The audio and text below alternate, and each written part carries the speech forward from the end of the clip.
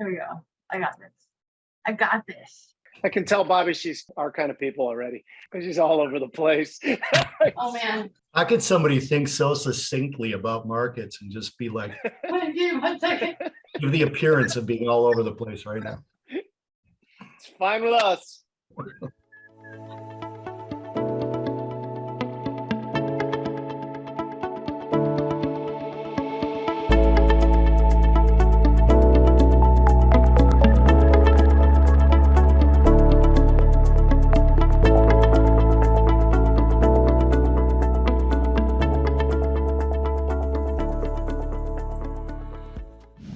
Welcome back to the Futures Edge podcast.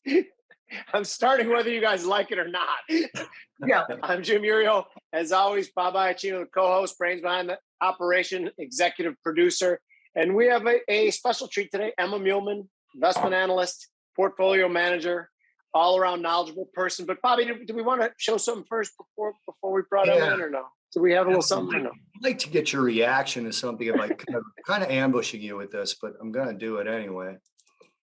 Can you guys see my screen real quick? Oh, I can, yeah. Let's play this. Hold on a second. Let's play. Be careful. Be careful. Stop. That was a brutal. Stop. For the record, I did not put that on the internet, obviously. Stop, it's still playing. Hold on. We believe, is that a metaphor for the current economic state that we have here? Exactly. That's perfect. Exactly. It's like the Fed screaming, be careful, until you look over and it's like, boom. But it's like you look over 1 second and all of a sudden you're at a wall. Exactly. I did not think that you posted that. I just thought it's wonderful and I hope you recovered. Oh, yeah, I was totally fine actually. Wasn't nearly as bad. I was like laughing, I was laughing and slash going, why were you yelling? They're like trying to blame it on somebody else. Okay, I want to get to something that's more serious right away. But for those who are just tuning in, we've had about 10 minutes while we were setting up where we were shooting the shit. So I actually want to talk about markets real quick. And I want to talk about something that Bob and I were just on Scott Shillity's show. And we were talking about the situation in Europe with energy, which is dire and awful and doesn't seem to be an end in sight. So I want two looks from you. Like, one, how do they get out of this? And is it as bad as it seems? And two, domestically, do we get dragged into this as well? So one could argue that we already have been dragged into it to some extent domestically, right? I mean, we've been releasing from our strategic reserves just to keep prices of oil or crude down to the levels that are acceptable for our current administration. And I mean, if he doesn't announce any new releases, oil prices is going to go back up. I mean, so he's going to prior to the through November, we may have to do some more releasing. And so we've already been dragged in. Number one. Number two, we've got a lot of our exporters that are doing that have natural gas. Some for energy, for instance, and Exxon, they have operations in the Gulf Coast. They're shipping that to Europe. We're trying to help them, but Europe only has so much in terms of import terminals that they can accept. They need natural gas. Natural gas liquids is not as good as natural gas coming through a pipeline, right? But if you have a terminal, that works. But either way, when they're short, they're going to be willing to pay a lot more, right? So, yeah. And we're not the type of economy that's going to be like, you're not allowed to sell it to Europe. Well, I mean, God, I should never say never, but right. But that it'll bring up prices for the U.S. consumer as well. So one thing, on this show, a lot of that we've done financial TV. I've done financial TV for 18 years, and sometimes they kind of get irritated when you start to insult the architects of some of these policies because you don't know who the next guest is going to be. Fortunately, we don't have to follow any of those bullshit rules. And there was a moment about in Europe, and to a certain extent here. So Europe, there was this pie in the sky, magical utopia of green energy that they were trying to pursue. They obviously missed the mark, and they're a bunch of morons. Are we as stupid as them here? Is it potentially that we could institute policies that are much worse even than the ones we have now? If we have zero hope in terms of turning the administration into a Republican-led one, or a competent-led one. That didn't happen. We don't edit, so that's we're good with that. Anyway, back to the conversation. We are as stupid, it appears right now. Would you agree? I mean, I think so. It seems that way. Or stupid or malintent, or some combination of both. But I don't think that would continue under a new president. Right. Yeah. So it all. So it's so funny for those watching too. Like what Emma just said is not political at all. There's two different energy policies. We're people who look at policies. We're into the macroeconomic condition, and one is better than the other. I don't call myself a Republican. I just think what they're doing now, like you said, stupid. I say perhaps even nefarious. Even the last bill that was passed, it seems outrageous that they're still doubling down on these green energy things when clearly the infrastructure is not ready. Exactly. I mean, it's like, and clearly, I mean, this is just one piece. First off, electric vehicles, let's just real quick, take a lot more in terms of raw materials to produce. And to get the raw materials, you need hydrocarbons to mine them out of the ground, whether it happens in Brazil, here, or wherever. It still affects the environment. You're still using hydrocarbons. For one Tesla, you need 60 barrels of oil just to get the plastic that goes in one Tesla. So it's not going. I mean, you can't just go. We're cutting off the hydrocarbon investment, and suddenly the Teslas are going to make themselves like pixie dust. They'll just it's just. I mean, I don't understand the degree of foolishness, and it will.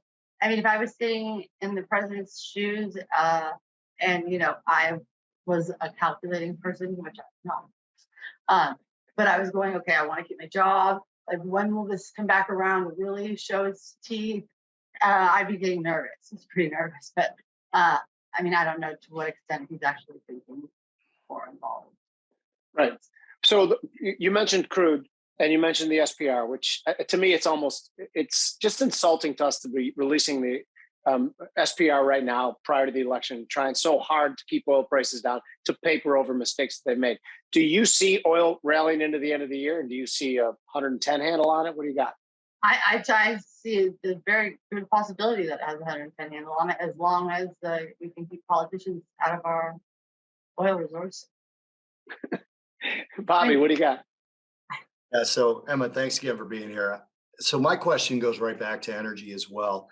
From the perspective of crude oil, all right, we've depleted the SPR down to about 434 million barrels a day, total, right? We had 707, I believe, when they started releasing. One of my contentions, I put out a target of 64.50 for crude oil a while back. We shorted it in the high 90s. We took profits because the trade wasn't to 64.50, right? It was just a trade. Yep. And I told my last interview that asked me about crude oil, which was Yahoo, that I had moved from bearish to bearish neutral. The last couple of days, bearish is starting to leave the station for me just because of the price action. If one person who was a little bit more left-leaning market participant that I know, who won't come on the show, which I just think is crap. He said that he thinks the government is doing a very smart thing by selling high and buying low on SPR. I argue that's not what's happening here. And this actually ends up putting a floor in SPR because they have to refill it.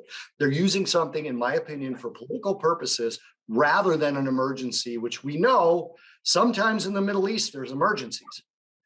What's your comment? Or like in Germany. Yeah, or like in Germany. So what's your take on SPR, what they're doing with it, what they need to do going forward? Well, from the first time we used that, as I don't know if he claimed it for it to be an emergency release, but he just released it. And I tweeted like, this is our strategic petroleum reserve that we are supposed to have for our use when we find ourselves in a situation such as that in which Germany is facing. if the German politicians or the politicians in Brussels made bad deals or some shady deals with, with Rosneft and all the things that go back, that's they're our allies, but we're not obligated to, drain our reserves for them. And so he can act, Biden will go and speak and say, he speaks about it like the global strategic reserve. He says, I got together with our allies, and we are releasing a bunch of oil into the markets from the global. He said the global strategic reserve, and I'm just going like, I didn't know it was global now. So I guess we're sharing. But anyways, in terms of what makes you bearish is my question. Well, what made me bearish prior, okay, was first of all price action, so just so you give you a background of the way that we trade at our firm, basically we follow price action. Then when price action gives us a direction, we look for the fundamental case as to why that would make sense.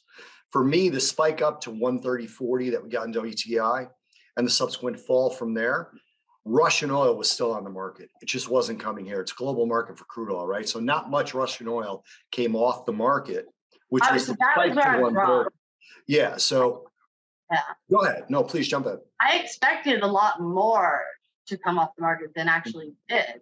And even there was a New York Times article where the Russians announced that they had shut in 1.5 million barrels a day worth of wells. I think that was a total lie. And somebody mentioned to me when I mentioned that on like a Twitter Spaces, they're like, they're probably not telling the truth. Yeah, well, that was kind of like, I hate, I'm going to get in trouble for calling it a brilliant move, but it was brilliant because they knew they were going to have to sell crude oil at a discount to China and India. So why not help the price get up into the 100s so they could discount it by 15, 20% and be $20 or $30 higher than it was prior to the invasion? It was genius, quite frankly. And I'm getting agitated because how do we not see that? This goes to, like, I don't want you to be shy. You're kind of like, you're saying, I don't know if this stuff sometimes seems either colossally stupid or nefarious. No, when I used the term maligned earlier, I meant, nefarious. Yeah. Right. Yeah. So I just said what you said, or nefarious, because I don't want to ascribe intent to a given individual if I don't know. I mean, I will to certain given individuals. You just name them, and I'll tell you what my thoughts are. But I can't do an entire group, unless, we're always. So Emma, the SPR, I don't know the history of it as well as one of you guys can straighten me out on this. It is for national security. That's why we have it, to get in a situation like Europe is in right now where we would need it. No, is there anywhere in the doctrine or the mandate just, prices are kind of high and people are feeling pain at the pump, that's when we release the SPR? Or is it just totally politicized? It's just totally politicized. That's not how it works. I mean, it doesn't seem like much goes according to any rules that had previously and long been held and established. These days, it's just like whatever goes. Just raid the house, do whatever suits, So, no, it's definitely not meant to be a means to reduce gas prices when consumers are hurting a little bit, especially not at a time when the economy's so hot that the Fed has to try to create unemployment, right? So there's really no argument other than a political one to make. That's why I think when Jimmy said it's not a political statement, you're dead right. I mean, the SPR started in 1975. What happened in the 70s? It was a direct response to the oil embargo, right? Just like Social Security was a direct response to individual economic stress, no social safety net. Unemployment was the same. Minimum wage was more nefarious. But from that perspective, when you're looking at the SPR, the same thing happened. We raid Social Security coffers. Now we're raiding the SPR because all they need is another term of votes, right? And now they're raiding, now they're raiding for funds, taxpayer funds for college loan forgiveness. I mean, it's a slippery slope. And this, the college loan forgiveness thing, first off, I thought they just created an Inflation Reduction Act. But you read the Inflation Reduction Act. It didn't seem to have a lot about inflation reducing in it. It seemed to be quite the opposite. Let's spend $500 billion, and then a week later announce we're going to spend another potentially $600 billion in this student loan thing. Like I was on the radio this morning trying to explain that. I want to get to the inflation that we're seeing, because we had Powell today. The student loan thing. Actually, I don't want to go into a long thing about that. But when you heard Powell today, do you think part of in the back of his mind is, I'm getting absolutely no help from the federal government, so that's one of the reasons I have to keep the foot on the pedal? I actually don't. I think that he, I mean, I hate to screw, like, okay, so I think Powell is a smart guy. I think he knows what he's doing. I think he may not, he's concerned about his legacy. He doesn't want to go down in history like Arthur Burns. And he does see a clear inflation problem.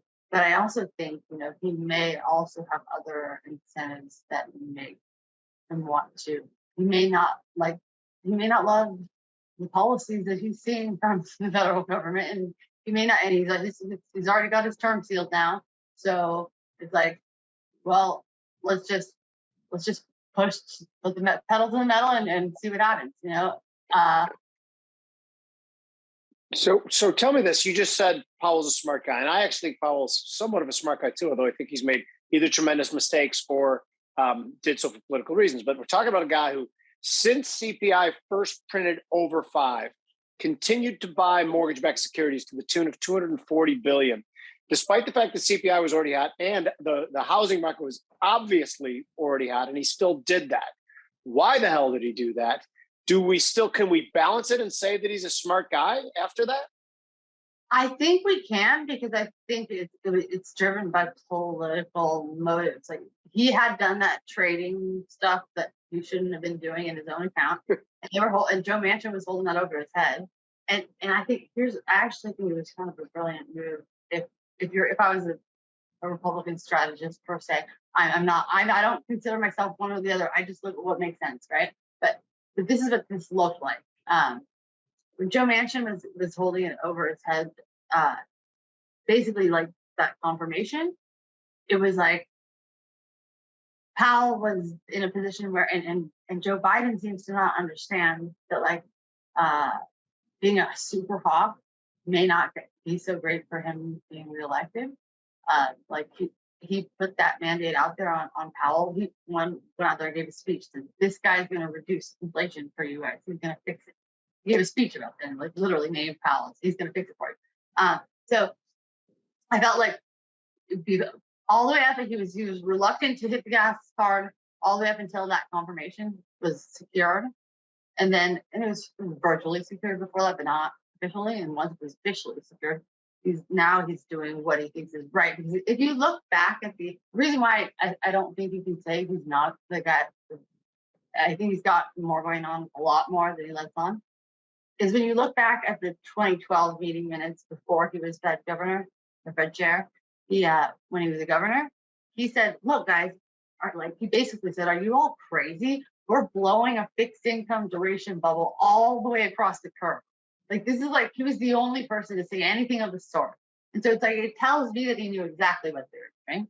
And so when he first took his chairperson position, office, whatever the term is, and he was a hawk to some extent for a little bit, tried to be at least. That's when I was really disappointed when he flipped.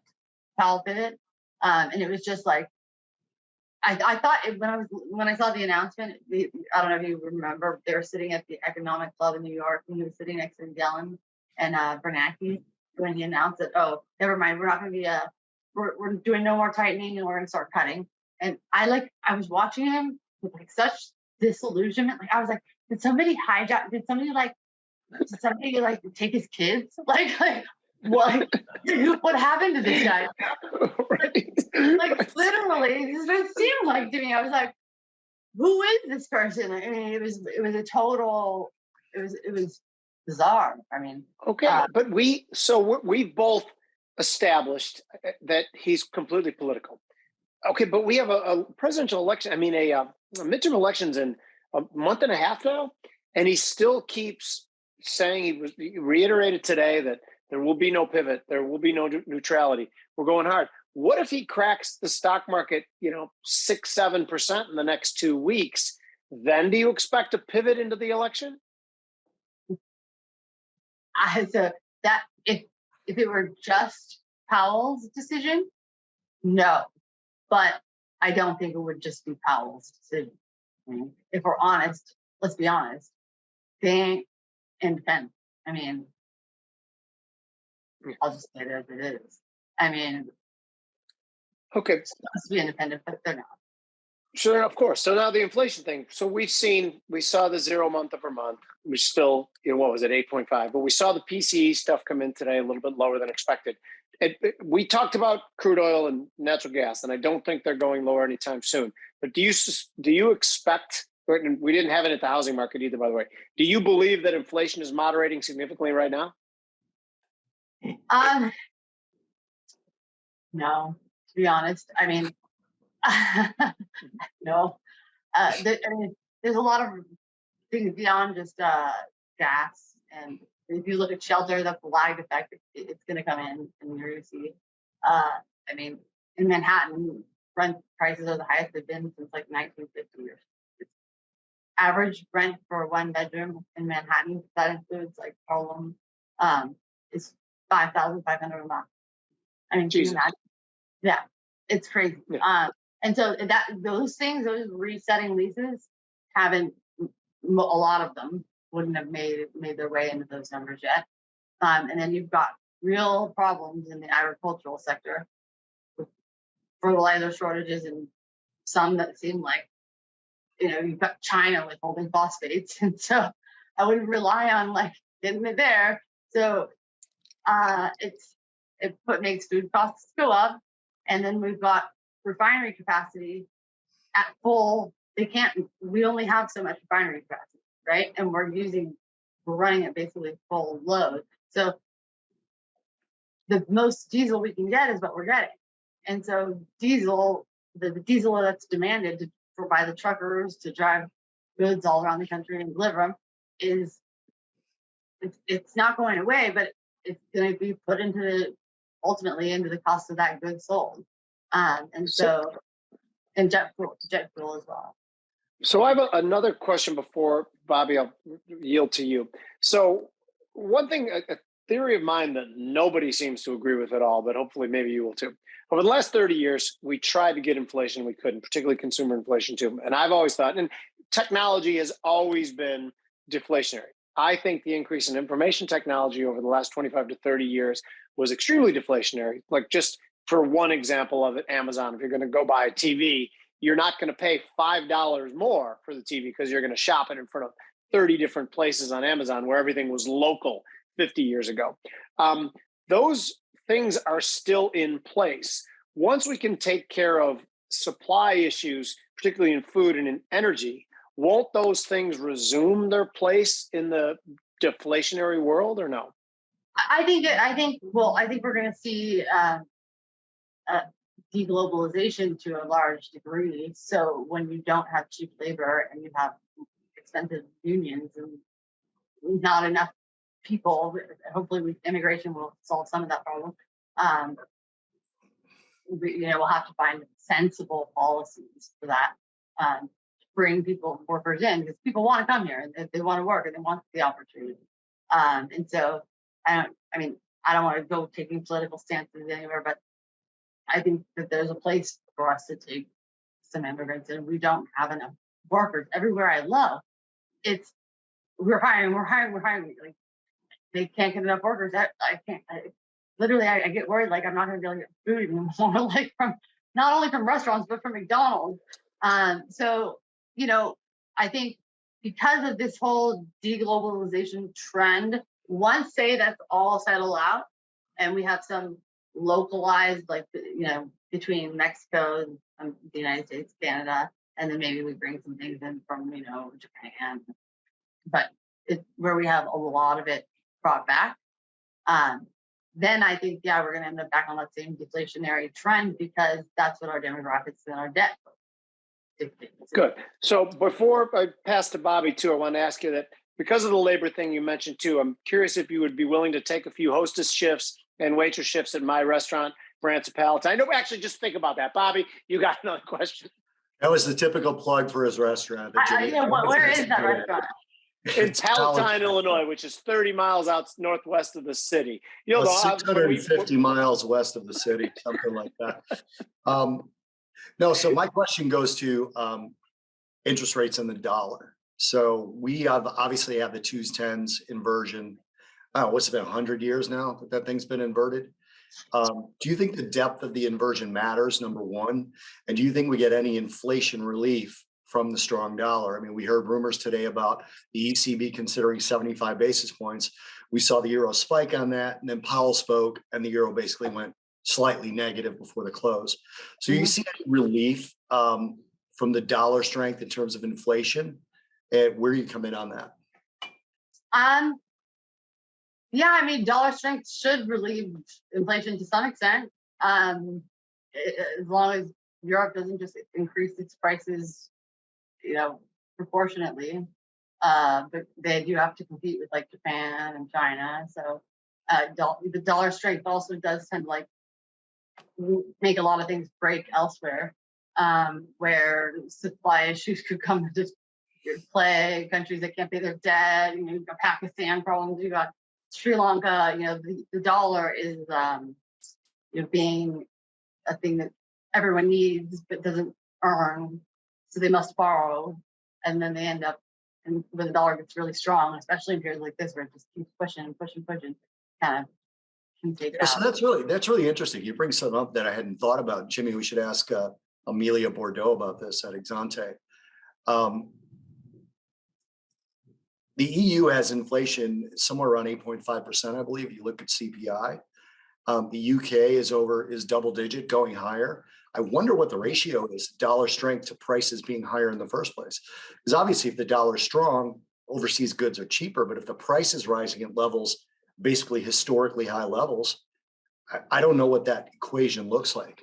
I think it's a super interesting point, very similar to the diesel point you brought up, where people don't realize it's not just what you pay at the pump. I mean, diesel led the fall. From gasoline hadn't fallen yet, diesel started to fall, and it stopped and turned around already. Mm-hmm. So just because people don't put it in their cars, it's actually probably a bigger problem. Am I right? Yeah, I mean, it goes into every oil and refined products go into everything. I look at my the little eye drops for my eyes, like polyglycerine or something glycol. It's like basically refined oil. It's like plastic with some with some other thing added to it. It's a couple molecules. But jet fuel is another key thing that our refiners are used for when we take that oil and we convert it. That goes into the planes. So if we want to be traveling around the world and having flights that are reasonably priced, well, good luck. So I wanted to ask you, do you mind if I bring this up? I wanted to ask you because I saw a podcast you were on, the Contrarian Effect, I think it was called. It was November of 2021. And in that podcast, you were asked about the Fed, and I'm going to paraphrase. You basically said, the Fed's not doing shit on rates. Basically what you said. So not trying to call you out, but Jim and I have done TV, you've done TV, we've done podcasts. And if you're not on a show or an interview when you see something changing, you're not able to say, hey, everybody, I changed. The last history of you is theoretically being wrong when you may not have been wrong at all. By the way, remind me to tell you how I can prove that I'm actually never wrong in my trading. But I'm curious as to what you saw then and what you think is different now. By the way, that was actually a really successful trade. So I was saying, here's what everybody's. So the Fed has said we're going to go on this rapid rate hiking cycle, which I wasn't buying it.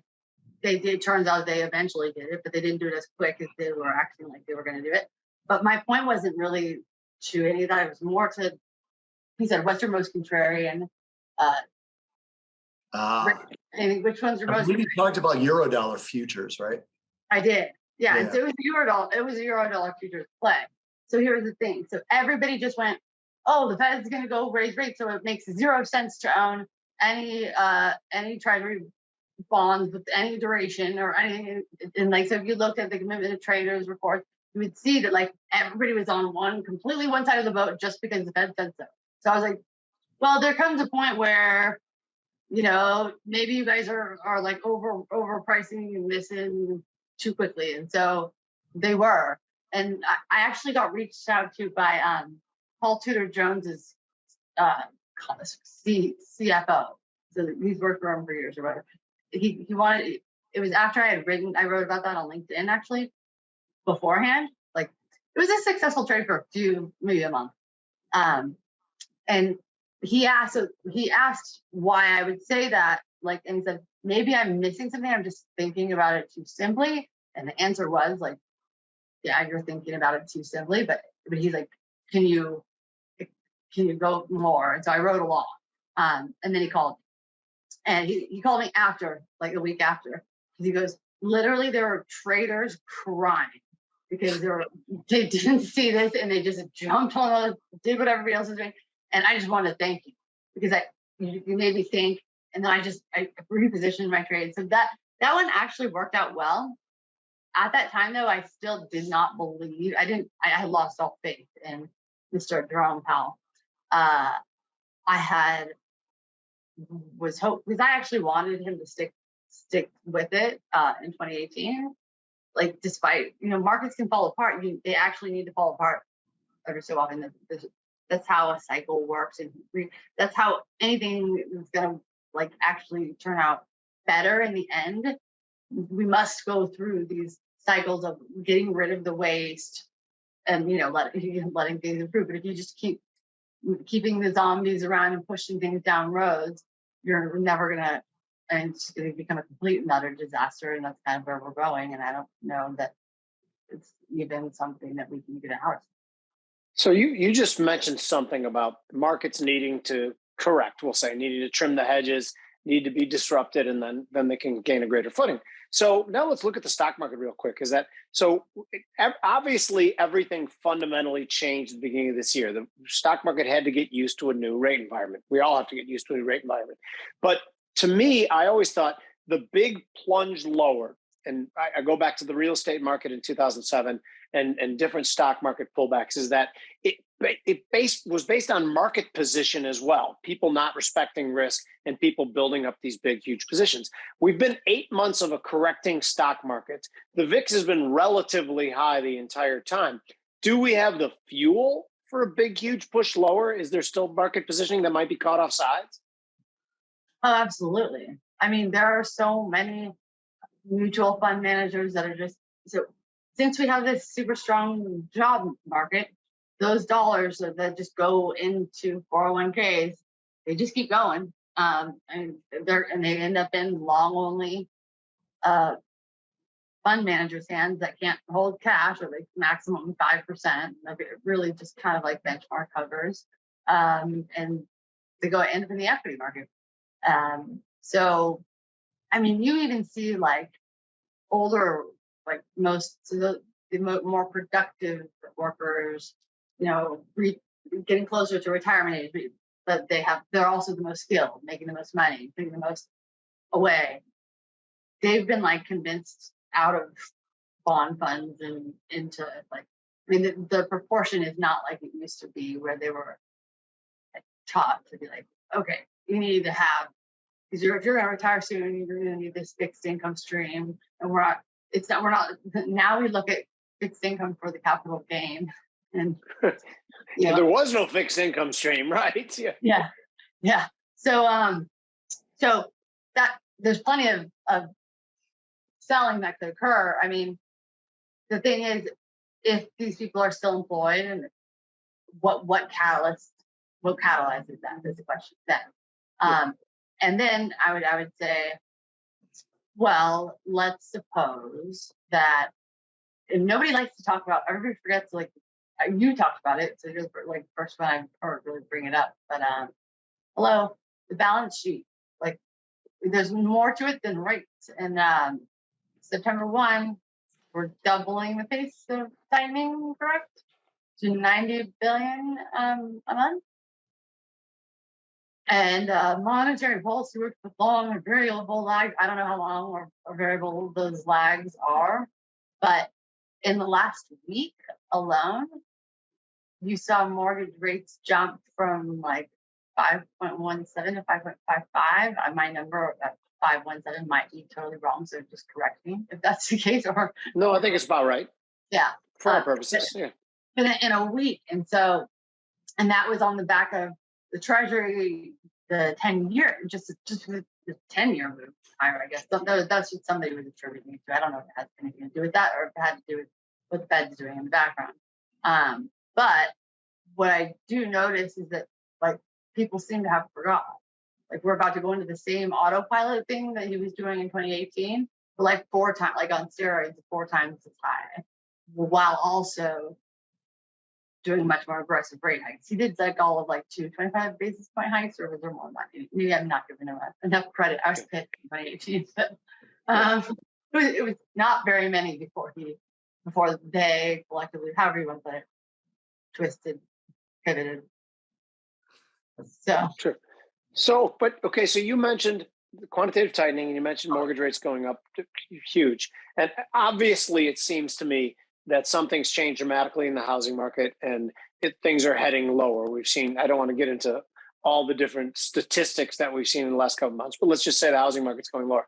My contention has been, and I'm curious what your thoughts on it, is that in our mind, we think back to 2006, 2007, but the excesses that had built up over decades were vast. Even there were people who had 5 homes who shouldn't have 5 homes. I don't believe that's the case now. So in the real estate market, will the losses be capped? I think the owner-occupied homes are at a relatively high level considering the amount of homes, whereas back in 2006, like 60% of the new homes bought were second homes. That matters. The housing market's not going to collapse like nothing like 2008 or whatever. Good. It doesn't look. It's completely different. And what you're seeing right now, because I actually have been looking and happen to be a cash buyer, I think most of the competition, most of it is cash buyers now because it's just no, but there's plenty of cash buyers still out there. So yeah, I mean, I don't, but where I was going with that is, it's all when the credit markets really start to tighten is when jobs get lost, and then perhaps less of that money goes flowing directly into 401ks into the hands of mutual fund managers with the mandate to invest 95% in the S&P 500 or the Russell 2000, and just goes straight into index dummy companies that just keep zombifying around.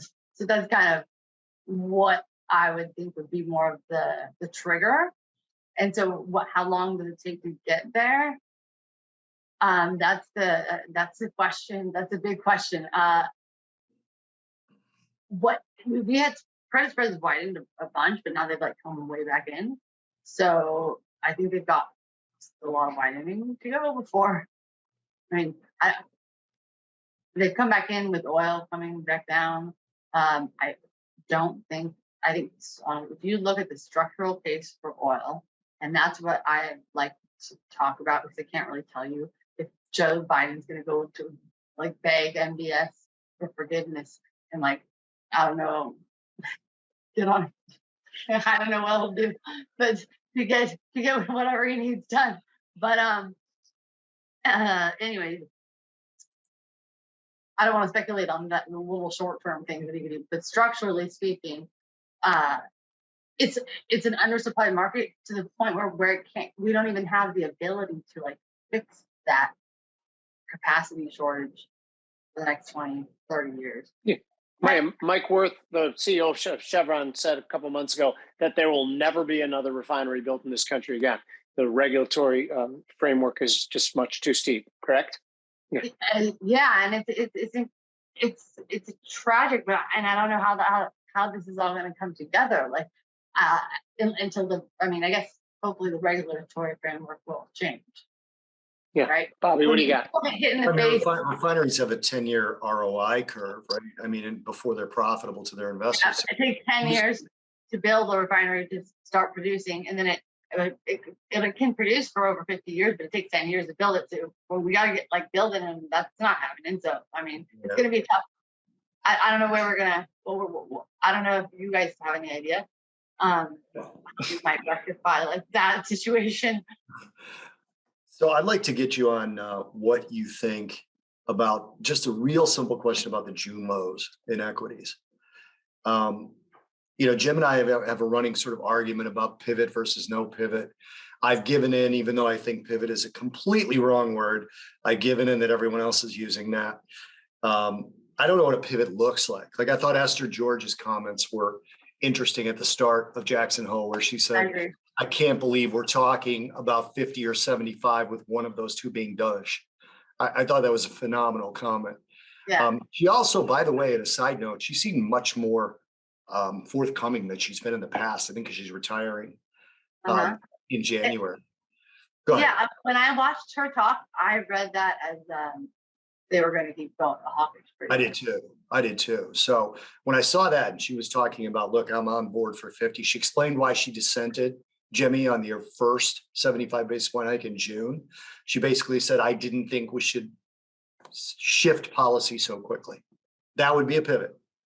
But I think if she had any sort of sway over the whole committee, and a lot of us agree that she probably doesn't, we have the 75 basis point hike now. It's a 60% probability, according to the CME FedWatch tool.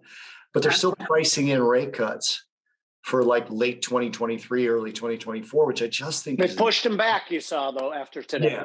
Yeah. Really toward the beginning. But I just think it's completely insane. But this is one of the first times that I've perhaps disagreed with the Eurodollar future. Interesting. So I always have disagreements, and that's how I make money. But usually I would be able to make money from the way that I can't. Okay, so sidebar before I get to my first question, is it mostly Eurodollar futures? Do you go into the Treasury futures as well, or is it you always short on this? The most direct way to do it is Eurodollar futures. It's just those are just interest rate futures. It's just using LIBOR instead of SOFR. Jimmy and I actually met each other in the Eurodollar futures pit. Oh, really? Yeah. Okay. So I'm sorry for us woman-splaining too. I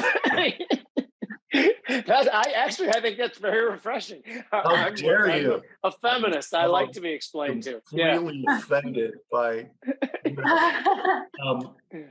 Anyway, so the question was going to be the June lows. I don't think, I heard all this stuff. We've never retraced 50% of a bear market move before, and then going back to the lows. We also never had 275 basis point hikes in a row. I mean, you start piling up nevers. And I hate it when people do that. It's irrelevant. Compared to Jack's beans. A lot of them, honestly, my observation, a lot of them are RIAs, which I understand. They're trying to keep their clients from panicking. And they're going, look, things have been this bad before. When I look at the housing market, I noticed that I can only really go back to about 2001, but about 2001, 2008, prices, they went up maybe 20, 30%. People own too many homes and, all that. But from the pandemic, let's not even go pre-pandemic lows, in some cases, housing prices tripled or quadrupled. Oh, yeah. And we know why that is, right? Yeah. So Florida was insane. So am I wrong in thinking that there's almost no way that the June lows don't at least get tested? That was a long question. Holy shit. I took 2 naps during that question. I want you to know. Well, there's no way that they don't at least get tested? Okay, now I just did what we both made fun of. This has never happened before. I think the June lows get tested prior to us making a new all-time high, which to me is a technical exit from a bear market. Yeah, and I think you're more qualified to speak on the technicals. I've used technicals when I build algorithmic strategies, but I only otherwise use them to confirm whether or not it's a good time to enter a position or exit a position or kind of get a feel for things. But I think you do more of that than I do. But can explain the shit if you want. yeah, I love it. Teach me. Mansplain. Anyway. But yeah, no, I mean, if I were just put me at the casino and I would bet. Want to go with some odds? Like throw some odds out there. Like Let's go red or black. Red is new lows, black is new highs. Which is first? Okay. I would go with red. Okay. Hold, red was which one again? New lows? New lows. Yeah, Oh, I thought you you know. said that. I mean, it would seem inconsistent based on some of the things you've said and that we've agreed with you on too. It definitely seems like overall you're still mostly negative equity markets until something changes. That's fair, right? Yeah, it's fair to the extent that as long as there's no political intervention that changes everything, that Oh, here we go. there's That's always that. Hold it. always the Hold wild it. So, card, right? so what That's you're like, saying, what is it at a roulette wheel, Jimmy? There's red, green, and there's a the third. black. The Is it third black? one, yeah, I don't know. I don't know how to play roulette. The third Just like two one is spaces. roulette is so stupid. But the third one is the political pressure, right? Right.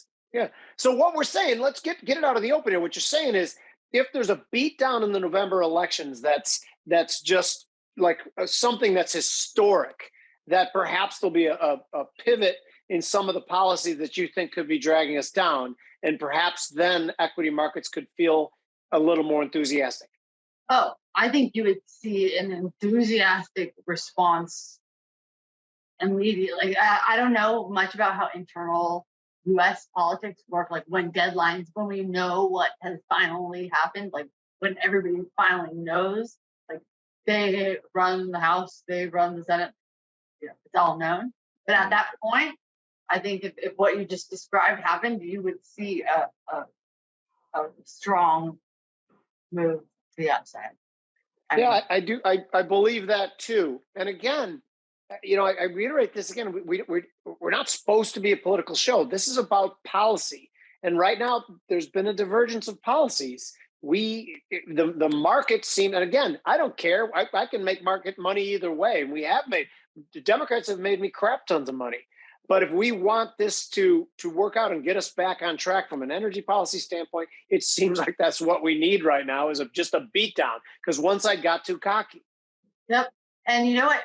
That's the good thing about the United States system. We can talk about how petty it is and how it's short-termism, blah, blah, blah. But okay, come on. The Chinese aren't doing so great. Like people love to say, oh, they strategize, they play the long game, la-di-da, la-di-da. Sure. How well has that done? Yeah. There's a value to our system being that when one side screws up and really it hits all the consumers in the face, especially in the pocketbook, then things flip the other way. When things get too socialist, people start getting agitated that were previously more leaning toward the socialist side, and so we kind of see the ebb and flow.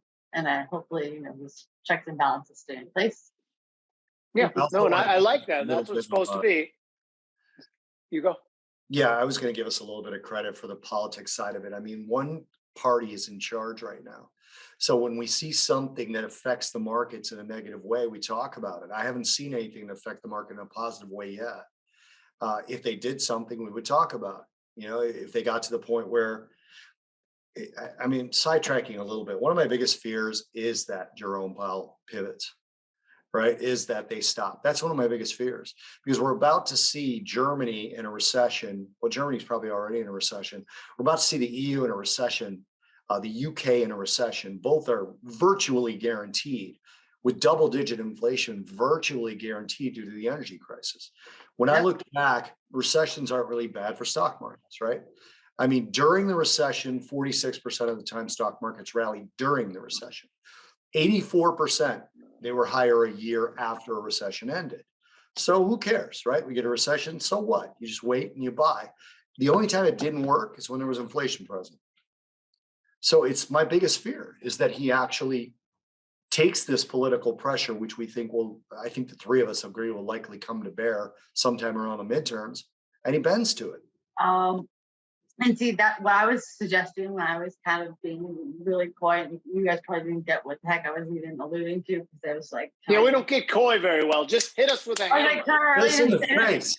I feel like I only tell this in my own head. I don't even think I told my parents. No, I'm kidding. But like, We won't tell anybody. I don't think Powell secretly has any I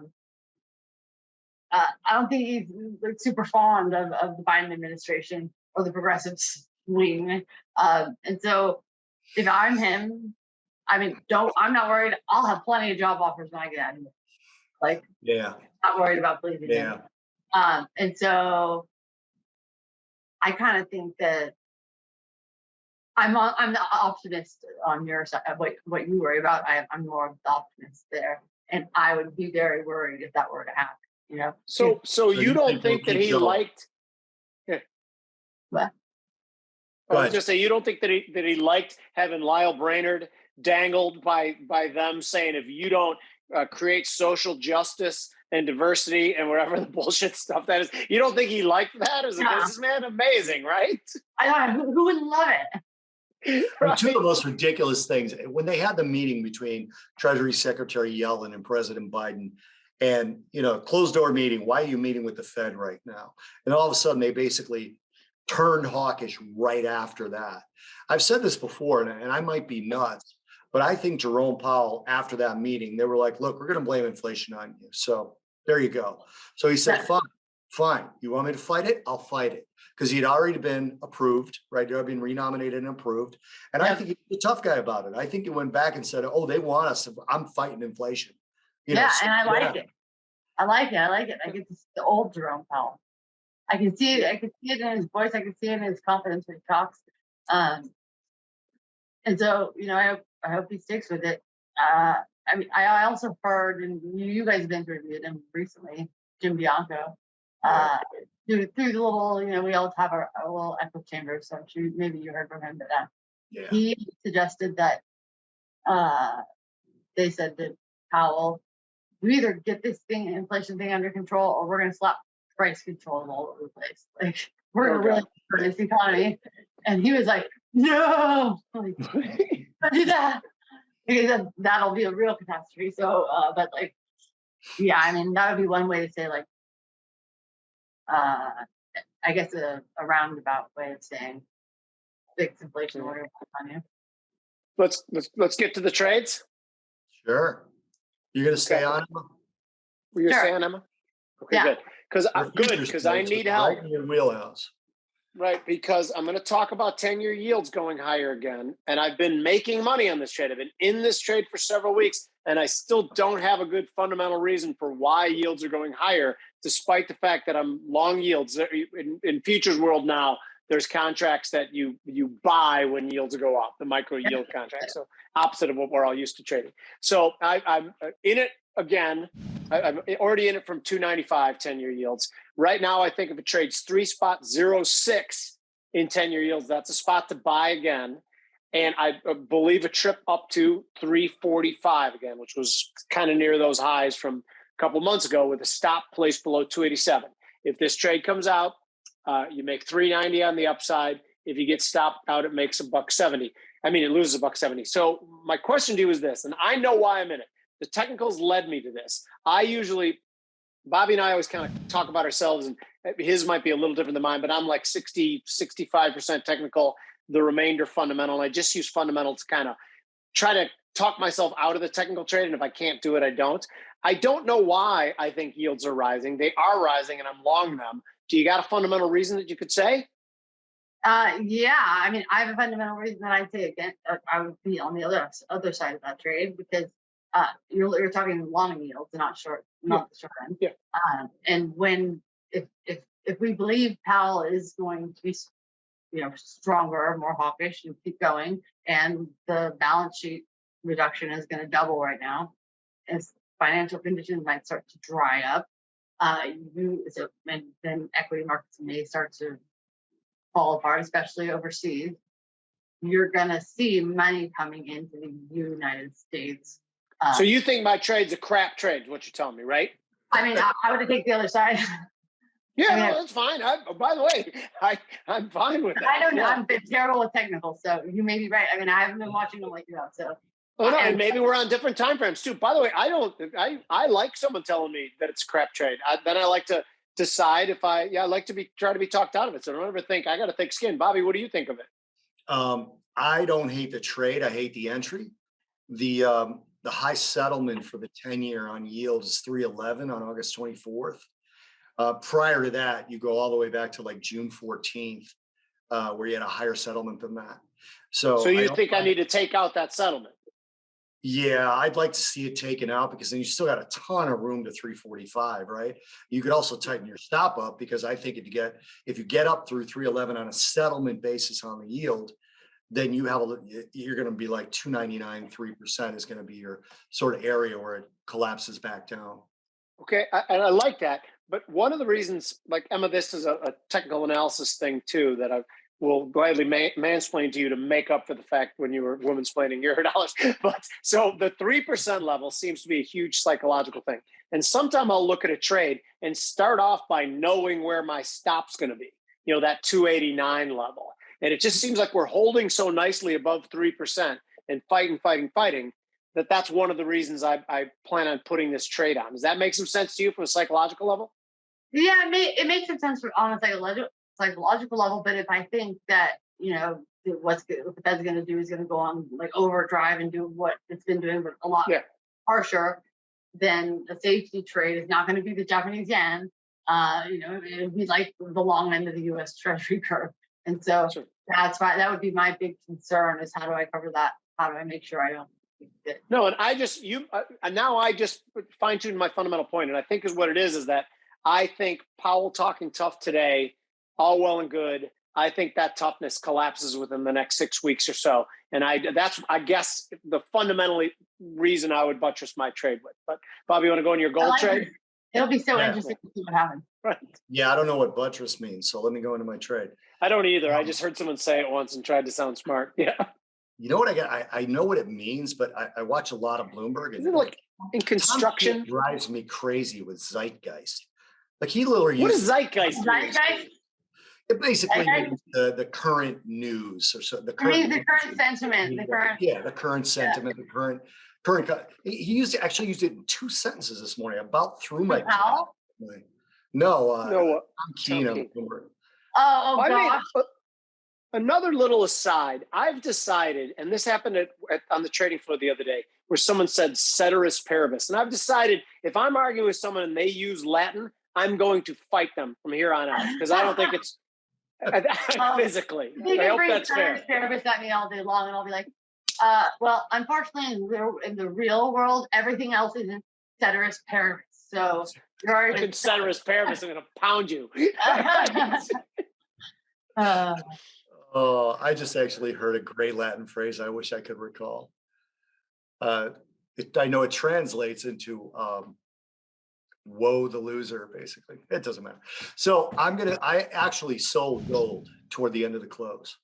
I sold SEP Micro Gold at 1750. I think it's going to be a flash trade, honestly. My target's only 1611. We've been there before. It's not that far down. And my stop's going to be about 1830. This risks about $800 to make about 1390 per micro contract. The fundamental reason, obviously, I was looking for a good precious metal short after Powell spoke, and I think it can be very effective in the short term. The 1-day move in gold we had today erased the 3-day rally prior to that. I really like that, and also it just rejected 1800 pretty handily, but I'm still going to give it some room above 1800. So, Emma, what do you think? Well, wait, how does that? I have a real quick question for you on that. Yeah. Where do you think relative to James in terms of what Powell's going to do over the next 6 weeks or whatever time frame you noted? That's most important, right? Because the U.S. dollar is gold price in U.S. dollar, right? So yeah, I think that the market is. So I think we're going to see some follow through next week on equities and gold. I think we're going to see it on both. I'm more confident in gold because, in my opinion, either the market believes that Powell is going to continue to be aggressive in tightening. We keep saying Powell, it's the FOMC, but it's Powell, right? So it's going to continue to be aggressive and tightening, strengthening the dollar, inverse relationship between precious metals and the dollar, typically, all else equal, right? And then obviously, ceteris paribus. So obviously, if interest rates rise, you get return from that. You don't get return from precious metals. No, it makes sense. It totally makes sense. It doesn't. If that's your thesis on what's going to happen, then it makes total sense to be selling gold or gold stocks. Because and by the way, Emma, in reference to what I said earlier, I had a technical short trigger, so I needed to look at that and say to myself, okay, my partner does the trade anyway. Like if you ask him, what do you think of gold fundamentally? He's like, I don't care. He literally says, I don't care. It triggered. That's it. Yeah. So, but I like to have a fundamental backing because he doesn't do media and I do, right? Yeah. So I'll come on and be like, I'm short gold right now. Well, why? Well, basically because we moved into the rotation zone and, the Fibonacci extension retracements combined with the GAN levels tell me it's going to go to here. Nobody wants to hear that. So I need to find the fundamental reason, and that's my reason. So is that Emma, you hit on the whole theme here is that both you and Bobby believe the chairman and believe that he believes it and I don't. So that's why that's why that's what makes a trade. So, but you hit on it right. That's it. Because he thinks he's not going to pivot, whatever the hell pivot. He's by the way, Bobby, I did notice that you referred to going from 50 to 75 as pivoting to stronger, rhetoric. Look, I caved in again. This to me, good. You challenged me to a mile. Just say the words, Jim, you were right. Bob was wrong. No, can you say that? You weren't right. You weren't right. You challenged me to a mile long. It's a long-running argument, I'm sorry you're caught up in it right now. You challenged me to a mile-long race last week, right? Last week you said, let's run a mile and see who's faster, right? I challenged you to virtually everything else masculine, but you challenged me to a race, right? If you That's both. Okay, so listen. Once you were 3/4 of a mile ahead of me, and you slowed down, is that a pivot? That's a good question. Okay, it's not a pivot. If you turn around and back, smack me on the forehead, and then still beat me in the race, then you pivoted, and then you pivoted. I don't know. Did you go? I don't know. I guess you did. I'm sure you did. If you turn back around and beat him in the race, that's a pivot. Yeah. That would be a pivot, which would be what you'd be able to do. But let's get to the stock trading. Get the hell out of here. I want to go to the bar, I think. Okay, my stock trade's never going to hit. It's a technical trade.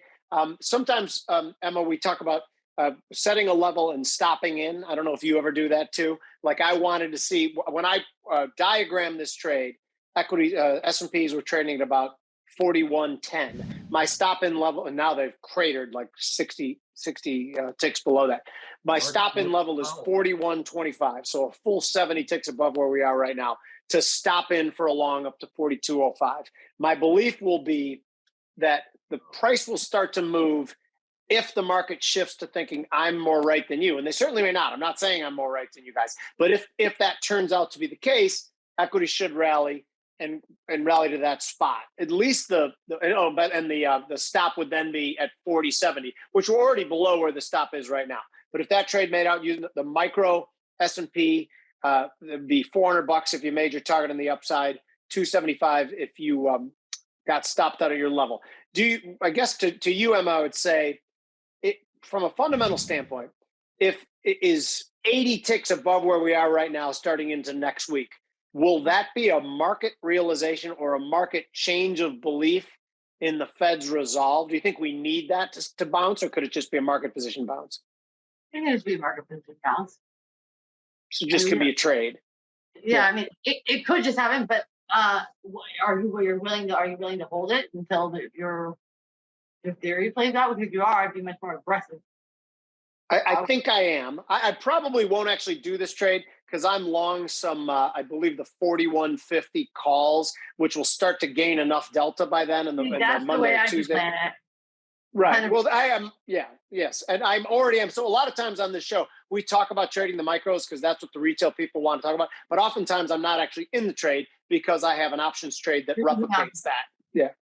So I tweeted about one today that I had on where it was kind of a short trade that would become long. It was selling a couple micros, selling a put spread underneath, and buying this a broken call fly above that was going to gain delta with a wider on the lower. Again, I don't want to get too wonky. I love opposites. It's sweet. Yeah, me too. Yeah, Bobby does as well too. But Bobby, what do you think about my trade? This is really interesting. When you just said that the NASDAQ cratered, I actually done something I don't normally do during the podcast. I shut the markets off. Wow, this is really bad. So we're down over 4%. Yeah, we're down over 4.25% on the NASDAQ at the close. And I'm looking at the volume, and this is not official volume. We don't get official volume from the CME until after the day is actually over. But this is going to be the third highest volume day since the June 16 lows.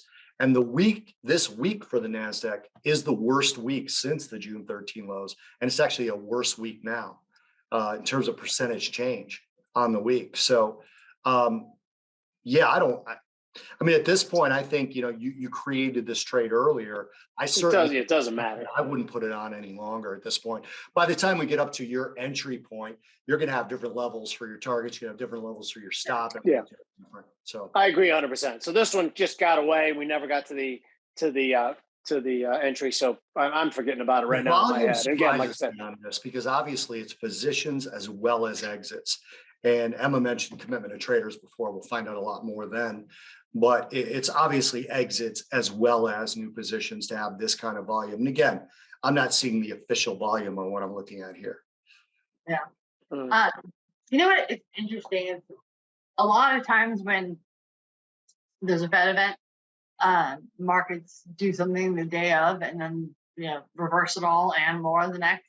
So I just wonder what it's going to look like over the weekend when Japan opens, and then how we'll see how markets are open on Monday. You know what I say e pluribus unum to that? Oh God Almighty! I don't know what that means either. Neither do I. Ceteris fucking. I just know it's in one of my favorite rap songs, so I say it a lot. What's your favorite rap song? Come on. The song is shit. I got to look at it. I actually just heard it this morning. Man your age should not have a favorite rap song. Oh, it's actually old rappers. I'm like a straight old rapper gangster that you're talking to. Hang on. Old new. Don't call me. What? It's got DMX and Rakim, and it's "Don't Call Me." It's a great song. Shondell is in there too, but I don't know who that is. What I was going to say to that is like the first move in the first few minutes, and Jim, you remember this from the pit. I remember it as well, especially on things like non-farm or Fed minutes. The first move was never right. Now it's like the first move in CPI isn't right. So then the first day also isn't right, but also the first week also isn't right. And you could take those out and just continue to take them out, Magna Carta, and it just continues. It always reverses itself, I guess is what I'm saying. Well, I mean, literally, I just was like telling people like the last time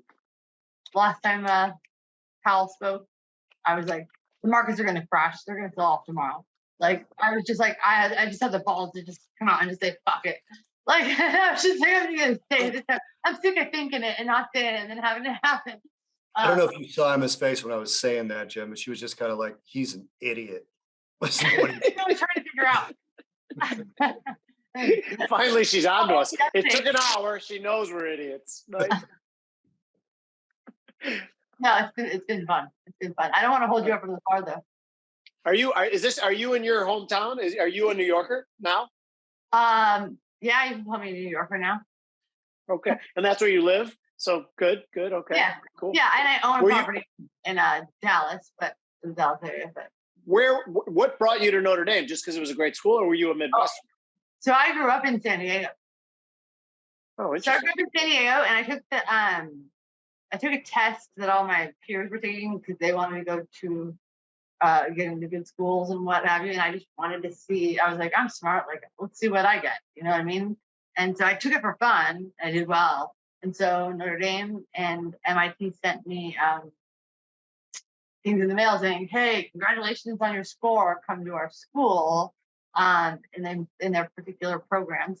But Notre Dame came first, like 2 weeks before the MIT one did, and I was already like on my way when MIT came, and so I always kind of like, dang it, I could have gone there to MIT, but I don't regret a thing. I loved Notre Dame. I learned a ton there, and everybody was really great. Such a great school. That's great. Yeah, My daughter, Notre Dame and MIT were two of her final three too, but she went to Illinois. Yeah, right. I would have failed at MIT anyway. So far, you're the only domer I'm willing to call a friend. We got Jeff Kilburn. I call him a friend. Jeff Kilburn. Do you know Jeff, Emma? No, but I know who am I forgetting right now? He's a big. He kind of started to be a Bitcoin guy.